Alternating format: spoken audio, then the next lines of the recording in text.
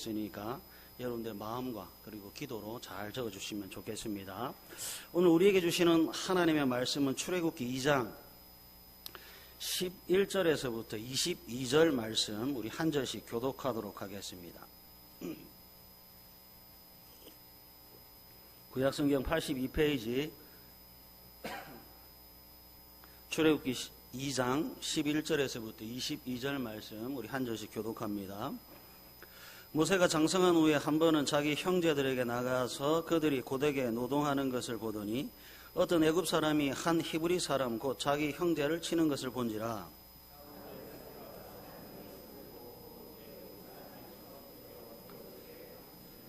이튿날 다시 나가니 두 히브리 사람이 서로 싸우는지라. 그 잘못한 사람에게 이르되 내가 어찌하여 동포를 치느냐 하매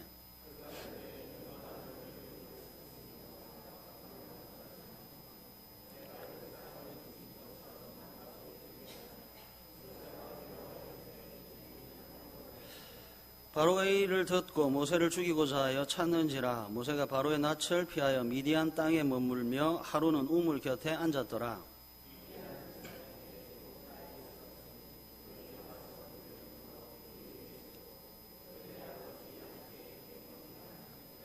목자들이 와서 그들을 쫓는지라. 모세가 일어나 그들을 도와 그 양떼에게 먹이니라.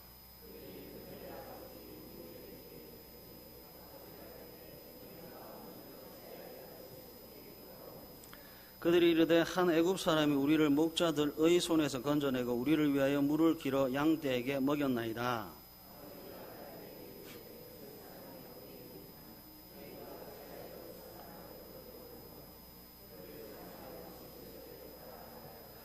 모세가 그와 동거하기를 기뻐하며 그가 그의 딸 시보라를 모세에게 주었더니 그가 아들을 낳음에 모세가 그의 이름을 게르솜이라 하여 이르되 내가 타국에서 나그네가 되었음이라 하였더라. 아멘.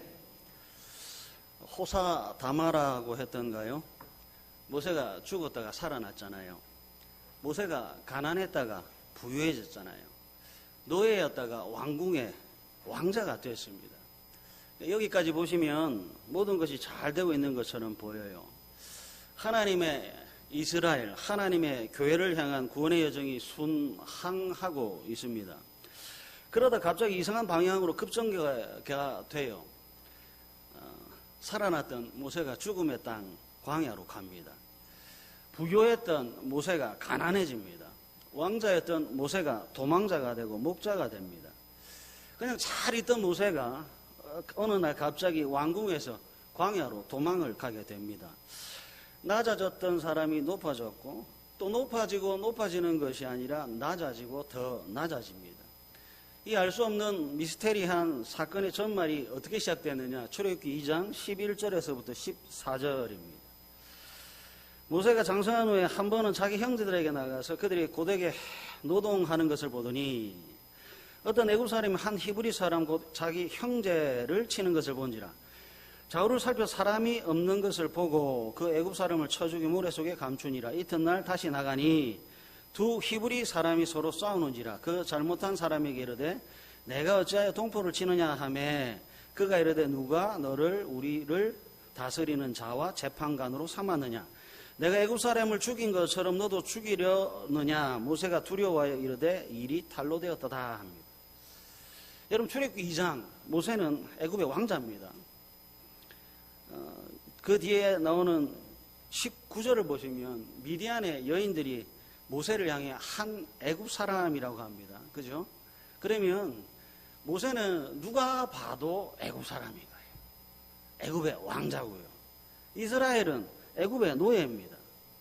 왕자하고 노예가 같은 시간 같은 장소에 만났어요. 좋은 일로 만나면 좋겠는데 좋지 않은 일로 만났습니다. 애굽 사람이 히브리 사람을 괴롭히는 것을 애굽의 왕자가 봤습니다. 그리고 자기하고 복장, 머리, 스타일 모든 것들이 똑같은 애굽 사람을 돕는 것이 아니라 모세가 히브리 사람을 돕습니다. 왜 모세가 애굽이 아니라 히브리 사람을 돕는가 봤더니 11절 애굽의 왕자 모세가 히브리 사람을 가리켜 자기 형제라고 합니다.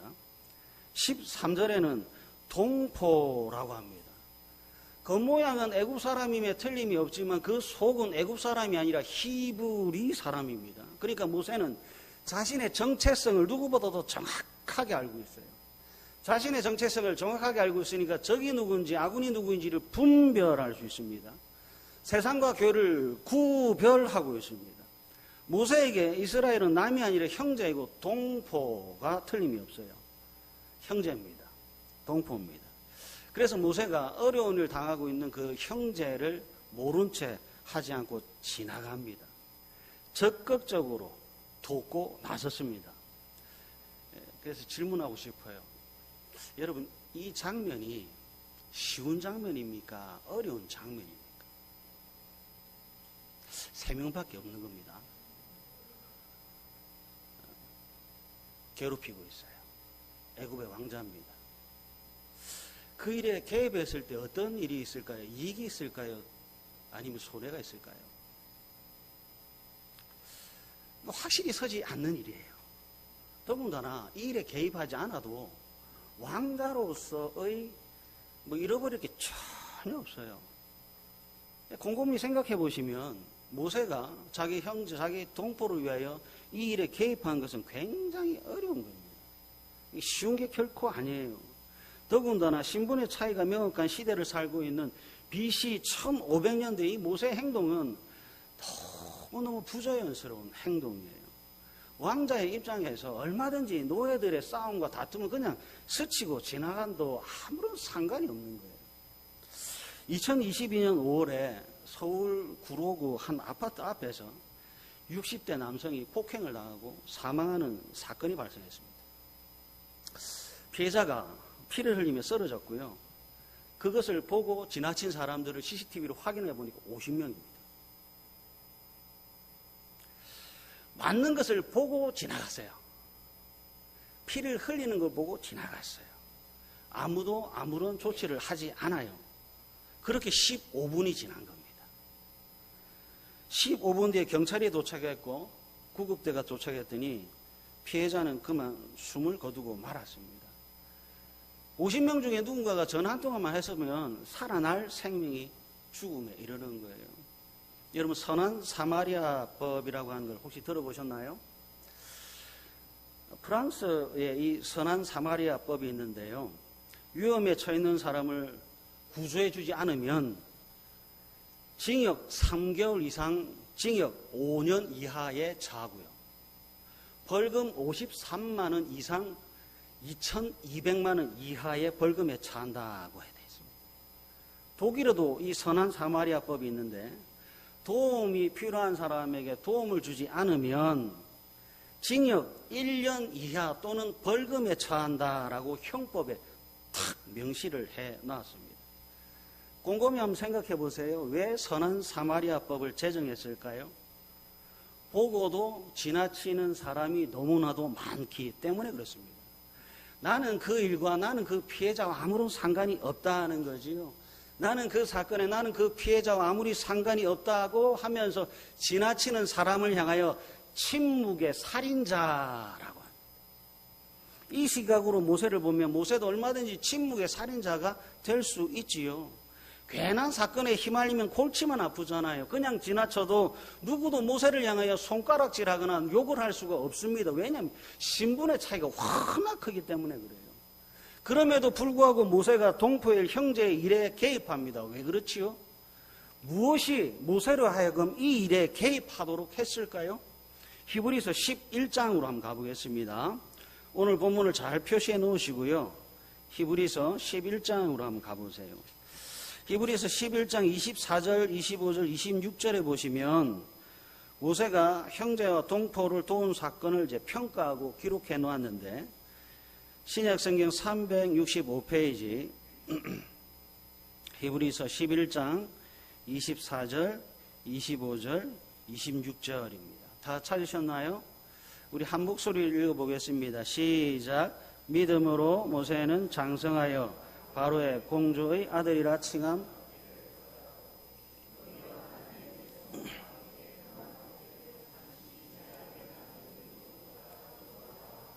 그리스도를 위하여 받는 수모를 애굽의 모든 보화보다 더 큰 재물로 여겼으니 이는 상 주심을 바라봄이라. 아멘. 모세가 형제를 도운 사건, 동포를 도운 사건의 근거가 뭐냐? 히브리서 11장 24절 믿음입니다. 여러분, 믿음은 추상적인 게 아니고요. 믿음은 이 생각의 방향입니다. 믿음은 그냥 성경에 기록되어 있는 단어가 아니고요. 이 마음의 방향입니다. 생각의 방향, 마음의 방향, 그리고 행동으로 드러나는 것이 믿음입니다. 출애굽기 2장은 히브리서 11장에 따르면 26절 상 주심을 바라본 사건이에요. 24절 공주의 아들이라 칭함을 받기를 거절한 사건이에요. 출애굽기 2장의 형제 사건에 개입한 것은 히브리서 11장 25절 도리어 하나님의 백성과 함께 고난받는 사건이에요.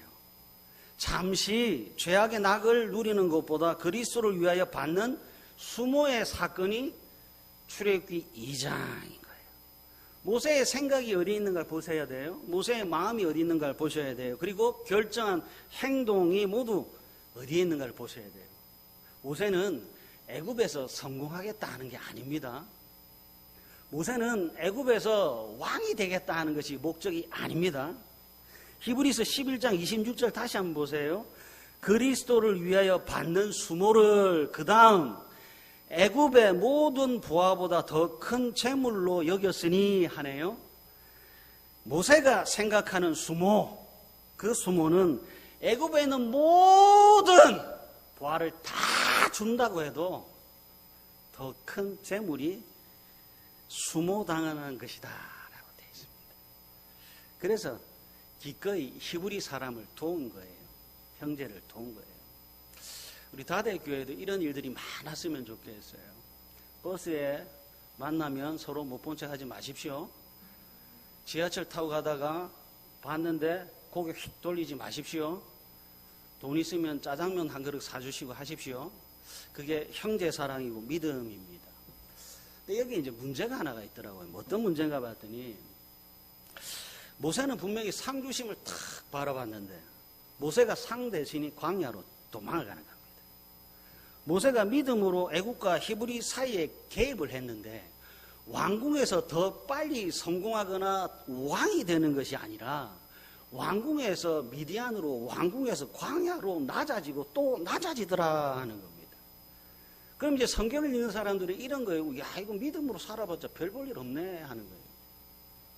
믿음으로 형제를 이롭게 하고 믿음으로 사랑으로 형제를 도와줘도 이거 별 볼 일 없네. 분명히 하나님 상 주신다고 했는데 상 안 주시네.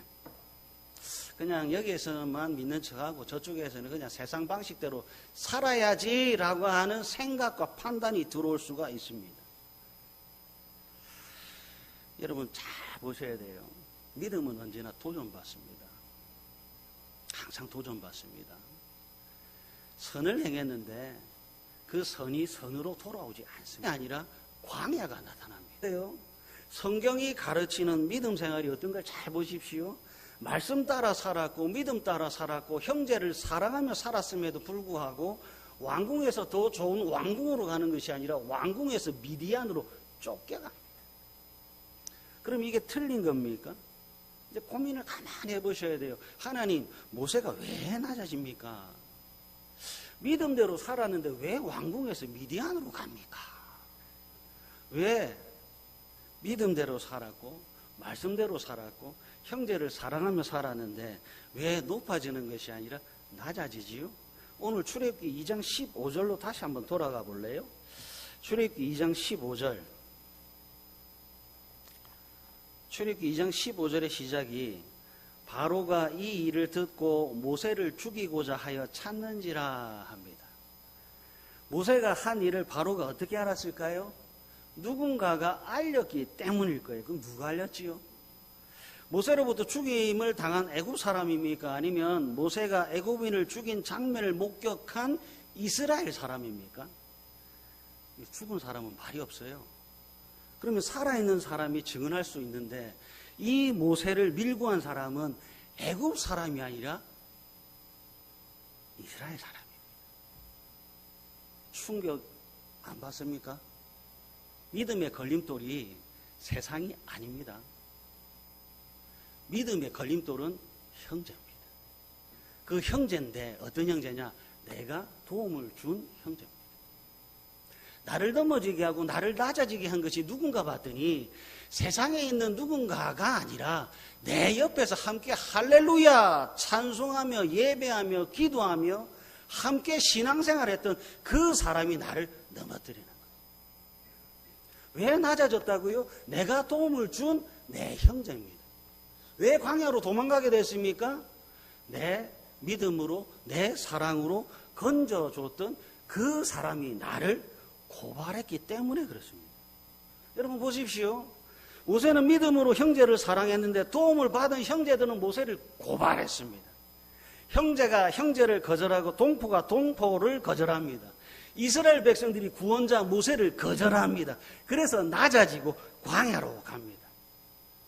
그러면 여러분들이 모세가 한번 돼보세요. 모세가 얼마나 충격을 받았을까요? 상식이 통하지 않는 겁니다. 믿음이 통하지 않는 겁니다. 사랑이 거절당했습니다. 형제가 나를 인정하지 않습니다. 모세의 믿음, 모세의 사랑, 동포를 향한 구원의 행위가 조금도 인정받지 않습니다. 모세라고 하는 존재가 거절당하고 있고 모세가 한 행동이 거절당하고 있습니다. 모세가 받았을 정신적 충격, 모세가 받았을 이 심적 충격이 어땠을까요? 사람이 사람에게 거절을 당하면 네 가지 감정의 변화가 생긴대요. 첫 번째 분노, 두 번째 좌절, 세 번째 자기 반성, 네 번째 해결책 강구랍니다. 거절을 당하면 가장 먼저 가슴 속에서 불길이 확 올라오는 거예요. 분노입니다. 왜 분노할까요? 나를 무시했구나, 나를 모멸차게 대했구나 하는 겁니다. 모세가 지금 멸시받고 모세의 행위가 무시당하고 있습니다. 여러분 소확행이라는 단어 혹시 압니까? 몰라도 고개 끄덕끄덕 해주셔야 됩니다. 소확행이 뭐냐면 작지만 확실한 행복이라는 뜻입니다. 요새 또 새로 등장한 단어가 있는데 소확혐이라고 하는 단어가 있더라고요. 무슨 뜻인지 아시지요? 몰라도 고개 끄덕끄덕 하시는 거예요. 작지만 확실히 나쁜 기억이랍니다. 그 모세는 출애굽기 2장에서 작지만 확실히 나쁜 기억이 아니라 크고 확실한 나쁜 기억을 가지고 있는 거예요. 제가 이 거절에 대해서 이 거절을 당했을 때 사람들이 어떻게 변하는가 라고 하는 것을 쭉 조사를 해보니까요. 삼성 서울병원 소아청소년과 교수 최연호라고 하는 분이 기억 암기라고 하는 책을 쓰셨더라고요. 그 기억 암기라고 하는 책에 거절을 당한 사람은 특정 상황에서 올바른 판단과 결정을 내리려 해도 이 뇌가 거절에 대한 두려움 때문에 머뭇거리고 행동하지 못하게 붙든다. 그 다음 마음속 도살인 거절당한 상처들은 지금도 우리들의 관계를 망가뜨린다라고 되어 있더라고요. 그러면 이제 이 입장에서 모세를 딱 보십시오. 모세가 매우 좋지 않습니다. 소확혐이 아니라 크고 나쁜 확실한 기억을 가졌어요. 모세가 앞으로 사람들 만날 겁니다. 그때 어떻게 행동할까요? 어려움에 처해 있는 사람을 보면 선뜻 다가갈까요?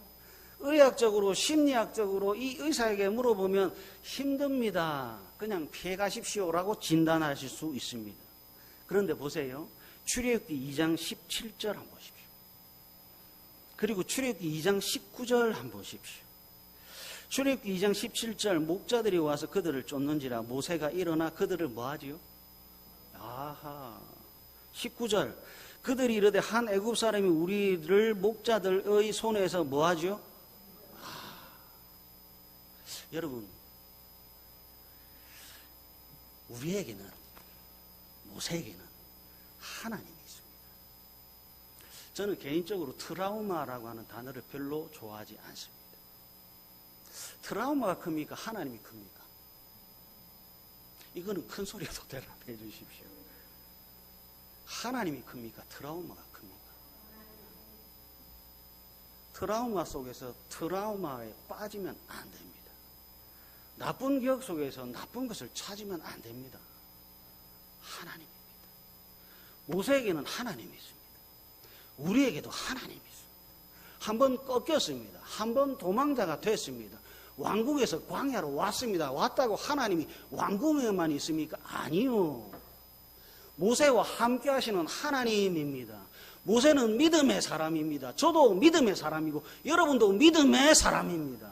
마음은 꺾일 수 있습니다. 사람은 나를 배신할 수 있습니다. 그러나 함께 하시겠다 약속하신 하나님의 뜻은 변하지 않습니다. 이 사실을 모세가 믿고 있는 거예요. 그래서 어려움을 당하고 있는 사람을 또 개입하면 힘들겠다라고 침묵의 살인자가 되지 않는 겁니다. 또 넘어질 수 있습니다. 그러나 가는 겁니다. 왜 그렇지요? 하나님 때문에 갑니다. 하나님은 트라우마보다도 훨씬 더 큽니다. 하나님은 나쁜 기억보다도 훨씬 더 큽니다. 그래서 또 똑같은 상황이 만나도 우리는 언제나 도전할 수 있습니다. 하나님 도움이 되겠습니까? 아니요. 그 사람이 나에게 도움을 줄지가 아니라 하나님이 나에게 상 주신다고요. 이게 중요한 겁니다. 모세는 하나님과 함께하는 믿음의 사람입니다. 그래서 안 꺾입니다. 그리고 보십시오. 미디안에 갔더니 출애굽기 2장 14절 동포들이 모세를 거절해서 모세가 광야로 갔더니 16절 딸이 7 있는 미디안 제사장이 20절 모세를 홀로 남겨두고 온 딸들을 야단칩니다. 그 다음에 모세를 다시 집으로 초청합니다. 그리고 뭐하지요? 음식을 대접합니다. 이스라엘 백성들은 모세를 거절했는데 미디안은 모세를 수용합니다. 히브리 사람들은 모세에게 시원한 냉수 한 그릇 주지 않았는데 미디안 사람들은 모세에게 음식을 대접할 뿐만 아니라 자신의 딸을 아내로 주기까지 합니다. 여러분 신비하지 않습니까? 왕궁을 벗어나면 아무것도 없고 죽는 줄 알았는데 여러분 아닙니다. 제가 청년들한테 소교리를 가르치면서 항상 물어보는 이거예요. 세상에 직업이 몇 가지인지 아느냐 물어봅니다. 몇 가지인지 혹시 아세요? 네, 수십만 개입니다. 근데 그 청년들은 무엇을 보고 있는지 압니까? 한 가지만 보고 있습니다. 그럼 69만 9,999개는 쓰레기통입니다. 하나님이 누구지요? 70만 개를 열어놓고 계신 하나님입니다.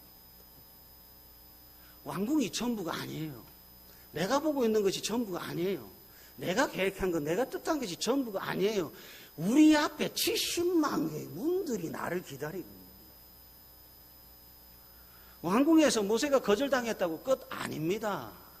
미디안이라고 하는 강에 가도 그곳에 사람이 있고 환영해주는 사람이 있고 냉수를 대접해주는 사람이 있고 음식을 대접해주는 사람이 있고 내 아내가 될 사람이 왕궁에 있는 것이 아니라 그 미디안에 있는 거예요.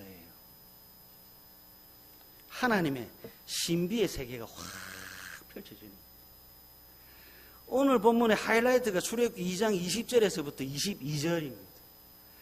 광야로 미디안으로 도망간 모세가 환대받고 결혼하고 아이를 낳는 이 사건이 오늘 우리들에게 도대체 어떤 의미냐 하는 겁니다.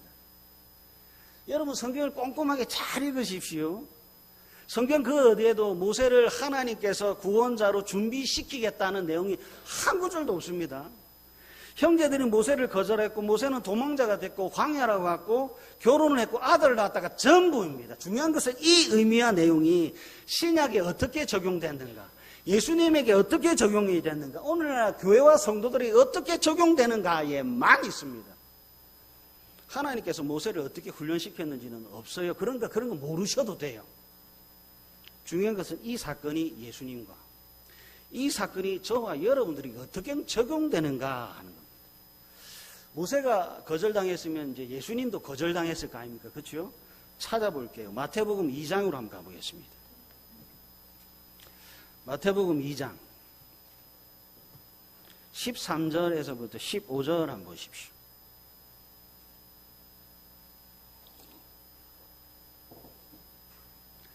마태복음 2장 13절, 14절, 15절 우리 다 같이 한 음성으로 읽도록 하겠습니다. 시작.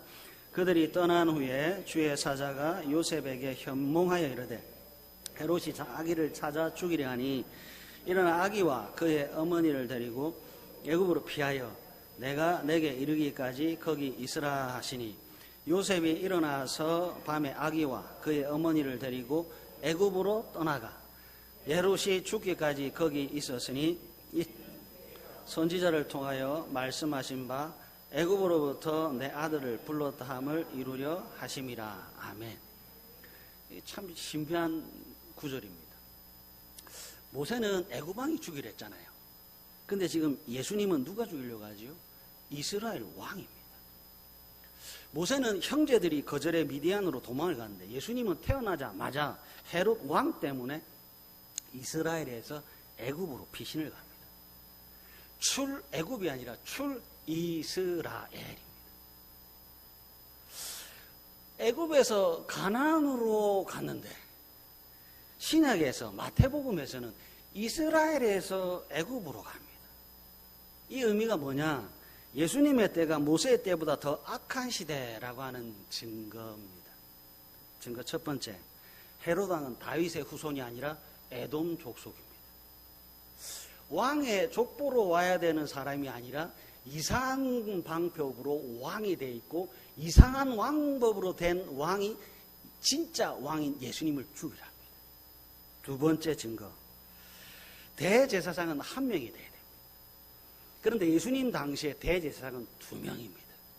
가야바와 안나스가 대제사장인데 이 대제사장은 아론의 후손이어야 되고 아론의 후손 중에서 사독의 후손이 돼야 되는데 이 가야바와 안나스는 아론의 후손도 아니고 사독의 후손도 아닙니다. 세 번째, 성전의 규모는 역대급인데요. 여러분 성경 어디를 봐도 이 헤롯 성전이 성전의 양식대로 건축됐다라고 하는 기록이 전무합니다. 그래서 보십시오. 이 성전이 나중에 예수님께서 요한복음 2장에 가보니까 야, 기도하는 집을 왜 당신들은 강도의 소굴로 만들어 놨습니까? 예수님이 태어났는데 보니까 왕이 하나님을 거절하고 있네요. 예수님이 태어나 보니까 대제사장들이 하나님을 거절하고 있네요. 성전은 강도의 소굴이 되어 있습니다. 그러니까 모세 때보다 예수님 당시가 훨씬 더 죄악이 관영합니다. 중요한 것은 왕이 거절하고 성전이 거절하고 대제사장이 거절하니까 예수님께서 떠나가시더라 하는 거예요. 히브리서 13장에 보니까 예수님께서 영문 밖에서 성문 밖에서 치욕을 당하시고 고난을 당하시고 죽임을 당하셨다라고 기록되어 있습니다. 보십시오. 맞지요? 예수님께서 거절당하신 사건은 모세가 거절당한 사건의 실체입니다. 그래서 또 반복합니다. 이 일이 우리 교회에게, 저와 여러분에게 어떤 유익이 있느냐 하는 거예요. 예수님께서 헤롯 왕으로부터 거절당한 것이 저하고 여러분들에게 무슨 유익이냐 하는 거예요. 예수님께서 영문 밖에 나가셔서 죽으신 사건이 우리에게 무슨 유익이 있느냐 하는 거예요. 모세가 미디안으로 도망자가 되고 아내를 얻고 출산한 사건이 도대체 저하고 여러분들에게 어떤 유익을 주느냐 하는 겁니다. 로마서 11장으로 한번 가보겠습니다. 로마서 11장 11절과 12절입니다. 신약성경 254페이지입니다. 신약성경 254페이지 로마서 11장 11절과 12절 다 찾으셨나요? 우리 한 목소리로 읽습니다. 시작. 그러므로 내가 말하노니 그럴 수 없느니라. 그들이 넘어짐으로 구원이 이방인에게 이르리려 이스라엘로 시기나게 함이라. 그들의 넘어짐이 세상의 풍성함이 되며 그들의 실패가 이방인의 풍성함이 되거든 하물며 그들의 충만함이리요. 아멘. 이 답이 나온 거예요. 출애굽기 2장 형제들이 거절하고 미디안으로 피신을 하고 결혼을 하고 아들을 낳는 사건, 예수님께서 거절당하시고 죽임을 당하신 이 사건, 로마서 11장 11절, 그들의 넘어짐으로 구원이 이방인에게 이르러 이스라엘로 시기나게 하는 사건. 12절, 그들의 넘어짐이 세상에 뭐지요? 풍성함입니다. 그들의 실패가 이방인의 뭐가 되지요? 풍성합니다. 모세가 거절당했더니 세상이 복받습니다. 예수님 영문 밖에 나가셨더니 세상이 부요해지는 사건을 출애굽기 2장에 기록해 놨고 마태복음 2장에 기록해 놨고 그 결과물을 로마서 11장에 기록해 놨습니다. 도망간 사건은 지는 것 아니네요. 거절당한 사건은 지는 것 아니네요. 하나님께서 구원이라고 하는 것을 이방인에게 주고자 하는 세상을 부요하게 하고 세상을 풍성하게 하고 세상을 더욱더 크게 사용하시는 하나님의 뜻과 계획이 모세가 왕궁에서 광야로 쫓겨나는 사건입니다. 사랑하는 가족 여러분, 거절에 실패가 없습니다. 성도의 삶에 망하는 것 없습니다. 마지막으로 이 사실을 확인하고 설교를 마치겠습니다. 히브리서 10장으로 한번 가보겠습니다. 히브리서 10장 39절 신약성경 364페이지입니다. 신약성경 히브리서 10장 39절 다 찾으셨나요? 한번 읽어보겠습니다. 시작. 우리는 뒤로 물러가 오직 영혼을 아멘. 한 번 더 할까요? 시작. 우리는 뒤로 물러가 멸망할 자가 아니요 오직 영혼을 구원함에 이르는 믿음을 가진 아멘. 망하지 않습니다. 제 믿음이 아니라 하나님의 약.